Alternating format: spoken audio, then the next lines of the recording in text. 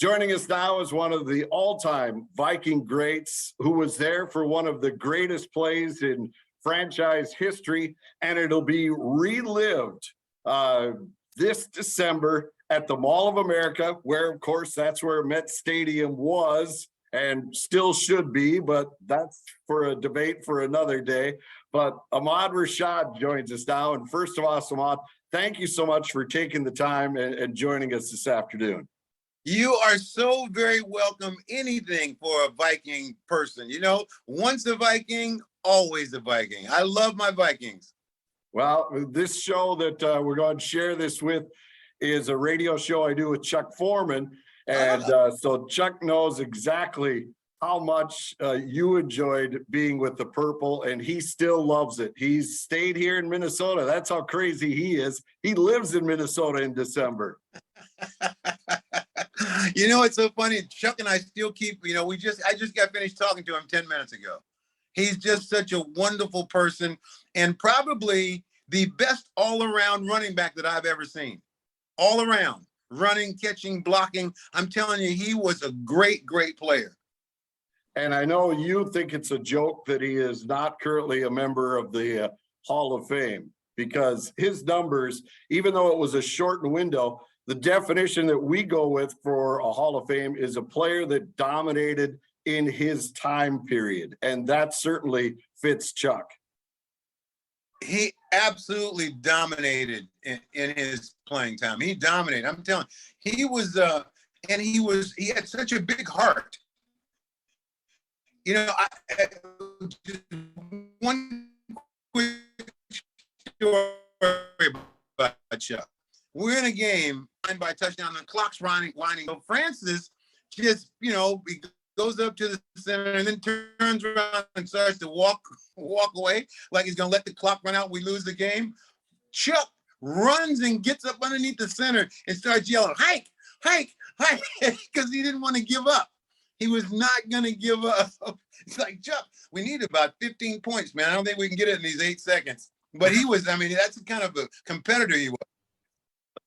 All right, you're coming back to Minnesota for the Miracle at the Met, a big event that's going to have so many Vikings fans there. And it'll be at the Radisson Blu on the 16th of December. And it all is to commemorate one of the craziest drives in Vikings history. Tommy Kramer was the quarterback then. You were losing to the Cleveland Browns. You needed a win to win the division. And I'll let you take it over from that point. Well, you know, it was just one of those things where, you know, we had gotten rolling towards the end of the game. You know, and I never felt that, you know, we were going to lose. I always felt like we had a chance right down to the end. And that's kind of the way it was. It was right down to the end. But the biggest thing about that whole thing was we win our division. We go to the playoffs. It's like winning a championship on a play, as opposed to just winning a game. And we were all in it. And I think that, you know, we had the greatest coach of all time is Bud Grant, who was the most positive person I've ever been around. So he expected it of us, and we expected it of ourselves also. All right. So the play before yours, when they came out, the hook and ladder, it went to Joe Sensor, and he lateraled it to Ted Brown. That got you in position for your play. What was the mood in the huddle when they came in with that play? Because that was something that was not a common play in the NFL back then. I didn't practice that week, so I had no idea what the hell they were doing. You know, they called the same play twice, except on the first play they threw it to Joe, who lateraled to Teddy. I had never seen that before. I didn't know what the hell that was. I just saw him running out of bounds on the other side. So then when we got to the huddle, it was like same play. And I'm thinking, which same play? The one you just threw to Sensor, or are we trying to do that other one again? So it was a little bit confusion on my part, just because I had a bad leg, or I had a bad week, and I didn't practice at all. You know, the game was the first time I had played. And I had no idea what we were doing. But, you know, I got back out there. Even when they threw the ball down there to Joe, I was hauling ass down the other side thinking of throwing it in the end zone. And then I heard people cheering, and I started running faster because I thought I was going to get the ball. There was no ball. I looked back, Teddy was running out of bounds. So that was the true story of what happened on that one. I can't remember the play, but it was Squadron Right. That was the name of the play, Squadron Right. All right, so you get to midfield. Time is obviously a factor. There's only several seconds left on the clock. You had just ran down the field. Now you got to go back, run back there, get set up, and do it all again. There is no such thing as tired. And I always felt that. It's like in the fourth quarter, I'm not going to be tired. That's going to be whoever's trying to guard me. He's going to be tired, but not me. I'm not. I can do it as many times as I wanted to. It was that sort of confidence that you sort of have. You realize that, during the course of a football game, you make big plays in the fourth quarter because the other guy's either tricked or fooled or tired, one or the other. So it was one of those things where it was no big deal to go back down there. I mean, it was time left on the clock. It was, I think the decision was, do I jump to try to get it or do I play the rebound? And I decided to play the rebound. So you were ready for that. So that was your plan, to kind of stay out of the fray and see where that ball would land, because you stuck that arm out and it looked like your arm is about 8 feet long because it just reaches back and pulls it into your body as you back into the end zone. And like I tell my son now, it was my left hand. It's so funny. No, yeah, it was, everybody's got to make a play on the ball. So you can either try to jump up in the middle and catch the ball, or I just wanted to be in the vicinity in case that thing got tipped, and usually defensive backs can't catch anyway. That's why they play defense. So it's going to bounce off something. So it was just one of those things like that. And it was, just to tell the truth, it was pretty matter of fact. And I didn't feel that big high that was there. I just felt it's like that's what we were trying to do. And we did it. And it's cold out here. We need to go in. It was definitely cold. I was fortunate enough to be there that day. I stayed to the end. That's one rule that I've had at sporting events. Every time I go, I stay to the end because you never know what you're going to see. And I tell my kids that and everything. Hey, we're going to the game. We are going to the game. We don't care about traffic. We don't care about getting home. No, we're staying here. We were huddled in the restroom though for a while because that's the only place you could find heat in the Met. Nobody actually went to the bathroom at halftime. You were just in there for the heat, just stay warm so you could go back out for another half of football. There's things that, as you get older, you start talking crap. But, I used to always say that, people didn't leave the game if I was playing. It's like you don't leave, you mess around on the freeway and all of a sudden something happened that you never expected to happen. That's the way it was. So we would say that, people don't leave. They don't leave. Everything's going to happen in the end. But there are a lot of times that things have happened. Even in that game, there were people that left that stadium. Now, the stadium only holds what, 40,000? I've had 45, 50. Okay, yeah. 45,000. I've had 150,000 people tell me they were at the game. So I know that's not true, but at this point, it's at least 150,000 people that were at that game. It was a great game. Oh, yeah, it was a great game, and it was a great way to cap off the regular season.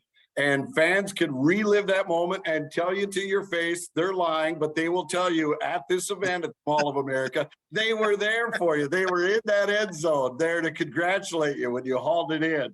But it's miracleatthemet.com. That's the website to get tickets. But you are going to be there. Tommy's going to be there. Bud is going to be there. And a whole host of your teammates and former Vikings. It's going to be something crazy, to say the least.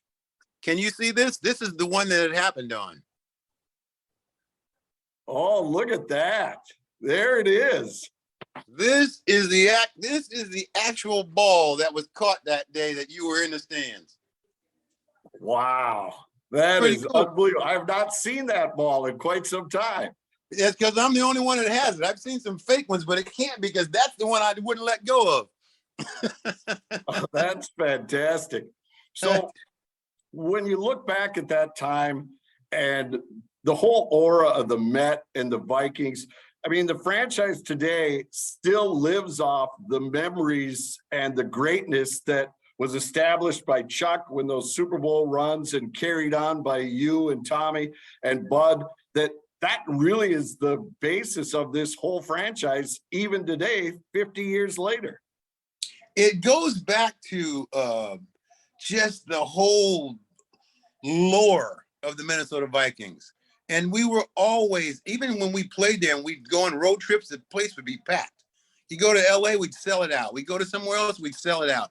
And it was from Viking fans that were, all over the country. I don't know if it was the purple and the kids like purple, but whatever it was, we were a team that sold out stadiums around the league. And we had been there for so long. We were a part of the NFL.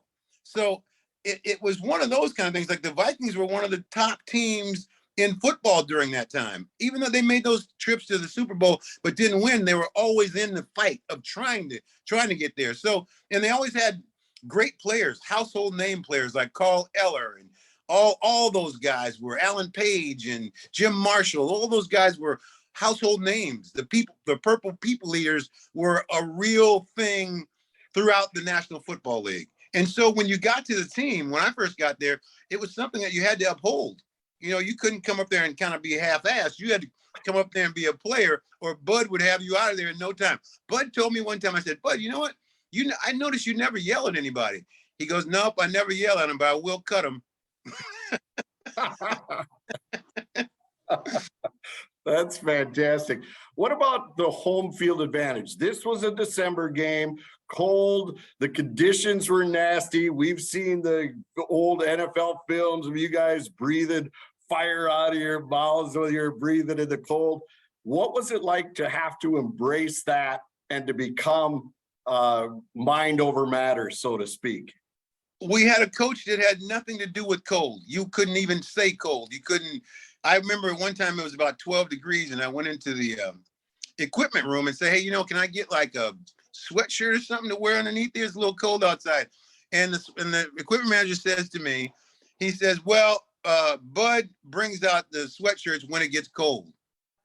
I said, 12 degrees out there. He said, like I said, Bud brings that out when it gets cold. And it was one of those things when I first got there, I couldn't even ask somebody if they were cold because that was taboo. We go out to practice, I'd be freezing. My hands are freezing. And I want to go, hey, man, are you cold? But I knew I shouldn't do that because Bud wasn't about that. And every year he would give us a story about in the North Pole, during the war, they had these guys that were on these tanks or on these tanks. They were out watching, looking for whatever they were looking for. And they were on the tanks. And they noticed that the Americans couldn't stay out there very long because they would freeze. Now, the Eskimos would get on those tanks and they'd be out there all day. So Bud goes, they're just like human beings, just like us. So it's mind over matter. It's not the fact that, our guys couldn't stay on the things. Their mind wouldn't let them stay on the tractor. So the Eskimos went out and got on the tractor.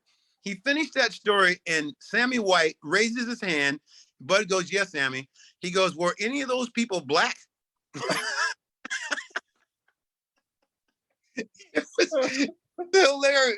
I swear it was one of the funniest things I ever heard in my entire life. Because I'm telling you, I'm black and I was frozen. Absolutely frozen. But it was a really good home field advantage because the other team froze more than we did. Right. And they had heaters. We didn't have any heaters on the sideline. So these guys couldn't wait to get off the field to get under the heater. We didn't have any. And it was, and you could tell when we play against guys, they'd be coming up to me saying, man, how did you play in this? And I'd be going, man, I ain't cold. I was freezing my butt off, but I'm not. It was a wonderful home field advantage. It worked. Yep.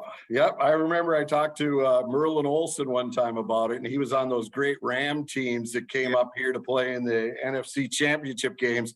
And he goes, as soon as the door opened on the jet, we were beat. We had guys that had never been in cold, never seen snow. He goes, it was over. We may have been a better team than the Vikings, but it was all over. We had no shot at winning that game. That's true. We had a lot of guys who were like that too. And then Bud, just for a joke, would start calling timeouts. Last thing you want is a timeout. Not in that weather. No doubt about it.